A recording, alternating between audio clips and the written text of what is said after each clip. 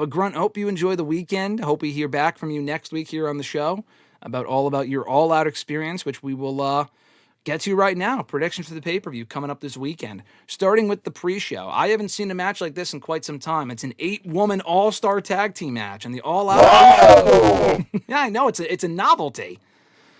It's going to be a tornado tailgate brawl featuring Harley Cameron, Mina Shirakawa, Queen Aminata, and Willow Nightingale taking on Megan Bayne, Penelope Ford, and the Triangle Madness's Julie Hart in Sky Blue. A match with all of 0 stakes, by the way. So it is what it is. But this is on the pre-show. They've since added more matches to the pre-show. I think it was like Daniel Garcia and Katsuyori Shibata and the Ops against the Workhorsemen. Those matches don't really matter. This was the only one I wrote down. Who do you think goes over here, the babyface team or the heel team? I know, like I said, you're all excited for this 8-woman tag team match that we've never seen before in this company. I guess my question is, what's a tornado tailgate brawl? No disqualification tag team match, I guess. Okay.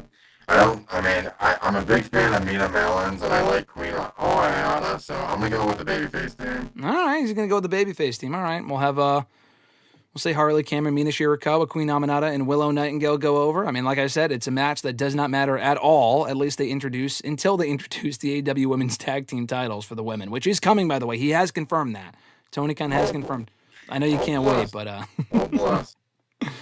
I can't wait for that, but... Yeah, I have Harley Cameron's team going over as well. All right, so next match here on the show, we got Hurt Syndicate taking on Ricochet in the Gates of Agony. The Hurt Syndicate have been dominant all year, reportedly. They don't really want to lose to anyone. They lost their AEW World Tag Team Championships back at Forbidden Door without being pinned in that triple threat tag team matchup. So I would assume they could take the loss here. I would hope so to give Ricochet and Gates of Agony a win. I'm going to say Ricochet and Gates of Agony win this match, but I could see Hurt Syndicate going over. So who do you have going over in this match? Hurt Syndicate. They have a no job clause in their contracts. They're winning this match. You think they pin Ricochet clean and we just move on? Yes. All right. Eddie Kingston making his grand return. They announced that ahead of time. I don't really know why. I know they want to get more eyes on the pay-per-view and for people to purchase the pay-per-view. I get that. Also available on HBO Max, of course, as well. I would have just kept it a surprise. I would have rather had Big Bill issue an open challenge. Maybe people expect Chris Jericho to come out, the Learning Trees return or whatever, and then Eddie Kingston comes out instead. I have no fucking clue why they just announced this. Very random, considering Eddie Kingston's been gone for a year and a half. Eddie Kingston's got to win here, right? I mean, having him be brought back and lose would be pretty fucking stupid. I like Bill, but this is a must-win situation for Eddie Kingston, right? Yeah, Eddie Kingston wins. I don't really know why this is on the main card, but Eddie Kingston. I agree. Brodito, Young Bucks, Jet Speed, Don Callis family, represented by Josh Alexander and Hechicero, 4-way tag team ladder match for the AEW World Tag Team titles. They just made this match official literally last night. All 3 teams qualified on one episode of Dynamite, and there you go. They've done triple threats and 4-ways for the tag titles in the last 2 or 3 pay-per-views. This is no exception, but it should be a fun match. It's just that we see ladder matches constantly in both companies, so they don't really mean as much as they once did. Brodito did just become the champions at Forbidden Door, so that is worth mentioning. I do have a fear here the Bucks might take the titles back for the 4th fucking time, and I have zero interest in that whatsoever, at least not right now. Jet Speed winning would be cool. Don Callis family would be fine. Brodito just became champs. I keep the belts on them. Who do you think goes over here? I would say the Brodito just won the belts. Why would you just take them right off them? So I'm going to go with them. Yeah, no, I agree with that as well. Mercedes Moné, Riho, AEW TBS Championship. Riho, the first ever AEW TBS champion, or the first ever AEW Women's World Champion, making her grand return to AEW for the first time since the summer of 2024, taking on 9 belts Moné for the title. Moné is mere weeks away from breaking Jade Cargill's record as the longest reigning TBS champion of all time. Does Mercedes break the record and retain here, or does Riho take the title? She beats Riho to keep the belt. You don't want Riho as champion? Come on. I could care less. They dust her off once a year to get a title shot. As soon as she loses, she disappears from television. We probably won't see her again until 2026 at some point later on in the year. But I agree. I think Mercedes Moné walks out, still TBS champion. 3-way. I have no idea why this is a 3-way match, but it should be a good match. It is Kazuchika Okada, Konosuke Takeshita, and Mascara Dorada, who I have no idea why is in the match. I know he qualified last night with a win over Beast Mortos, who never wins anything. Dorada's probably only in this match to eat the loss. Okay, at that point, just do Takeshita and Okada. Whatever, we'll probably get that at some other point. But the match should still be good. This is for the AEW, I wrote down International Championship. It's for the AEW Unified Championship, specifically. So does Okada retain here? One of their many millions of titles, Mr. Marceau.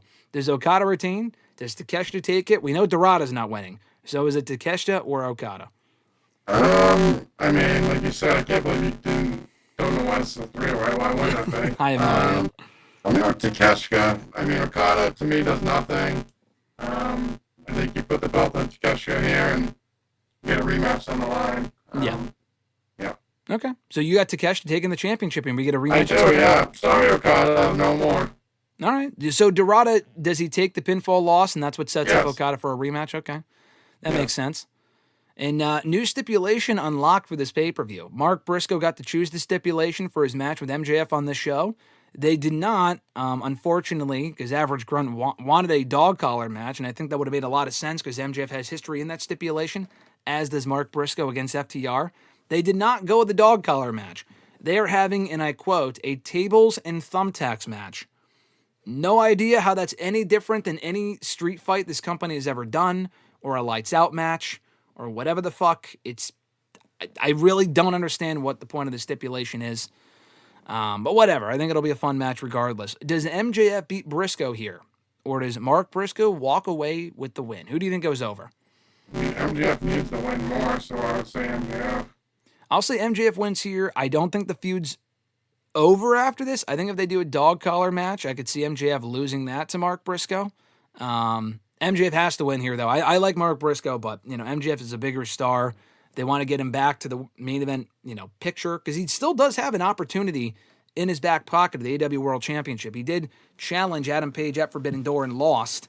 I think he lost clean to Adam Page on that show, but he is still owed an opportunity at that title after winning the Casino Gauntlet, and you have to announce it ahead of time now, whatever.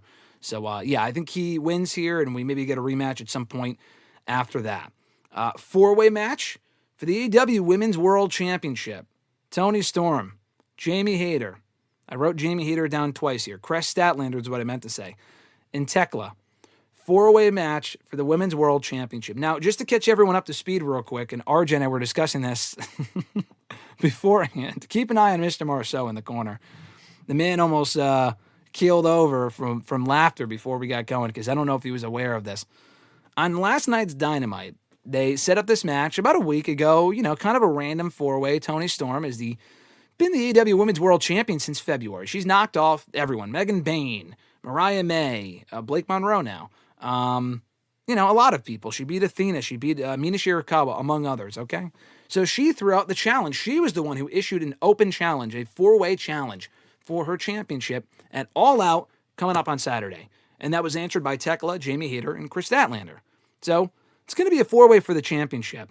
They set up this match last night with some pretty meaningful mic work. We heard from Tekla after her win over Queen Aminata. Jamie Hayter says she doesn't forget she got taken out by Toni Storm a year and a half ago. Mr. Marceau can see exactly where this is going, so he's already laughing. Jamie Hayter says she doesn't forget. She got taken out by Toni Storm back in the spring of 2023. She wants that championship back. Chris Statlander said she hasn't gotten a shot at this championship since late 2021. She's been TBS champion. She hasn't challenged for this championship in over 4 years. She is owed this opportunity and wants to walk away with the title. Toni Storm, when she got the microphone, had the most meaningful, memorable line of them all. She put them all on notice and said she is going to beat all four of them to retain... Oh my God. Sorry. Unrelated. Just dying over here. Toni Storm, like I said, keep an eye on Mr. Marceau. Toni Storm said that she is going to retain her AEW Women's World Championship come Saturday against these three valiant competitors. So they, in preparation... In preparation for this match, and I forgot what the line was. Let me just double check, sorry. I forgot what she said exactly. I just have to see. I did see here that Ricochet said in an unrelated note that WWE's prices are so high at the moment that Ricochet said, and I quote, that their ticket prices are cheaper, so their shows are more affordable, which means that you can bring families to the show. So, Mr. Marceau, I know you were looking to come to AEW at some point in the next couple of months. Their tickets are cheaper than WWE's. You can bring the whole family for a nice record low price, okay? So if you want to bring little Timmy, I know you have nephews and nieces, make sure you bring them to the show. But anyway, back to what Tony Storm said. Tony Storm said, and I quote, "Going into this match on Sunday, I will beat all three of you to retain my championship. So you guys, to prepare for this match, better trim your bushes, bitches, and I will retain my title." Now, if you missed that, let me just backtrack real quick.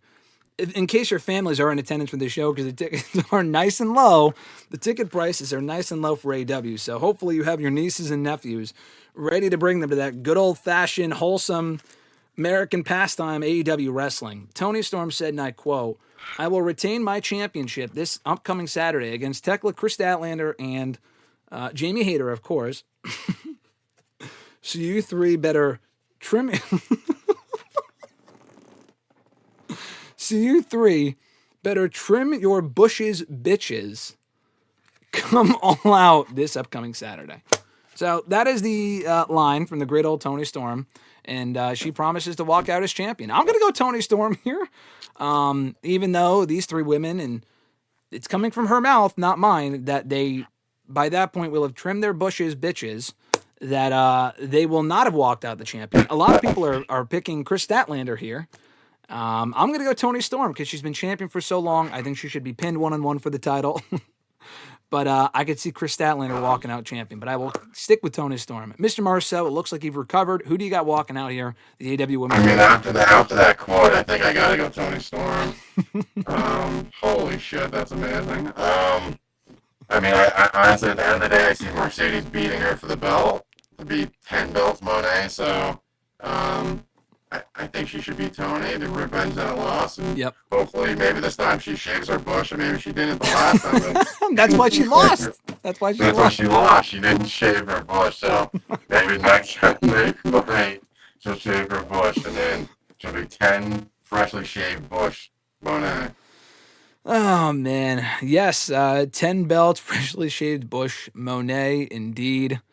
As Maria said, the Death Riders are going to help Stat win the title. That's what a lot of people are predicting. I would do that 1-on-1. I would not do that in a 4-way, but I could certainly see it happening. And Hunter said, "I think the Tony gimmick has been overplayed with the innuendos." No, of course not. Listen, she talked about people shaving their bush on Wednesday's Dynamite. We haven't gone far enough. I mean, she's talked about that. I mean, surely you saw the clip from Forbidden Door when they were 69ing each other. It was fucking, it was all in, not Forbidden Door. Mercedes and Tony, they were whatever. I'm not even going to get into it. This is a PG show, but PG no longer, I suppose. But again, like I said, you could bring your families to the show. That's what Ricochet said. Nice old, good old family-friendly entertainment.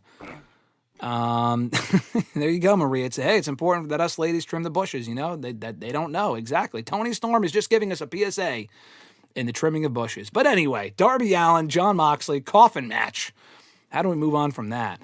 I think Jon Moxley wins here. I think it would be great if Darby Allin won. I don't think they're slowing down this Death Riders bullshit anytime soon. They just added Daniel Garcia last week. I talked about it last week here on the show. I know you were so pumped, Mr. Marceau. That's actually why you missed the show last week. You were just so excited over Daniel Garcia joining the fucking Death Riders that you were like, listen, I can't come on today. I'm still so excited over this. So I think Jon Moxley wins here, but I would prefer a Darby Allin victory. So who you got going over in this matchup? Yeah, I think it's Moxley. Basically just add a new member. Makes sense. Moxley wins here. Yep, I got Moxley going over as well. Adam Copeland and Christian Cage. First time tag teaming in Toronto. I think, maybe not ever, but I think in the last maybe 25 years. They said it's been a long time. They're going to be teaming up here against FTR in what should be a great match. Nothing on the line. I don't think there needs to be. I thought the promos last night on Dynamite were honestly great. That was one of the better parts of the show. So for that alone, to answer Maria's comment from earlier, it was indeed a September to remember because of that. But yeah, I think Adam Copeland and Christian are going to win here. They're in their hometown of Toronto. I mean, they just reunited. They won their first match back against the Patriarchy, Forbidden Door. I think they win here and start building their case for a shot at the AEW World Tag Team titles. So what say you, Mr. Marceau? FTR goes over to kind of keep the feud alive, or Christian Cage and Adam Copeland? I think you gotta I think Cope and Edge gotta go over, or Cope and Christian gotta go over, right? I mean, it makes sense. They probably the first time teaming in Toronto since their debut match for WWE, so I guess we'll see. Yeah, I guess we'll see. It is, their first time in Toronto and AEW anyway. Probably since, those early WWE days when they were teaming 25 years ago. So I would have them go over. FTR wins. They're going to get massive heel heat for it, and I think that's fine. But I think Adam Copeland and Christian Cage go over in that one. Then we get to the main event, Adam Page and Kyle Fletcher. I wrote down here for the AEW TNT title. That's not accurate. Kyle Fletcher is the TNT champion. His championship is not on the line. It is not a title for title match, which should tell you who is going over here, that being Adam Page. This is for the AEW World Championship. It was also said that if anyone from the Don Callis family, a group that Fletcher is a part of, if anyone from the Don Callis family gets involved, that he will be stripped of the TNT title. So I don't see that happening. Hopefully he can cheat maybe. I don't think he's going to win, but maybe he won't have them get involved, but he'll attempt to cheat on his own. Either way, Adam Page just became champion in July. He's not going to lose it here to Kyle Fletcher. The original report was, per Fightful, that it was actually supposed to be fucking Wardlow in the spot. It was supposed to be Wardlow before he got hurt in his first night back. The guy's on the shelf. That is just so astronomically bad, I can't even put it into words.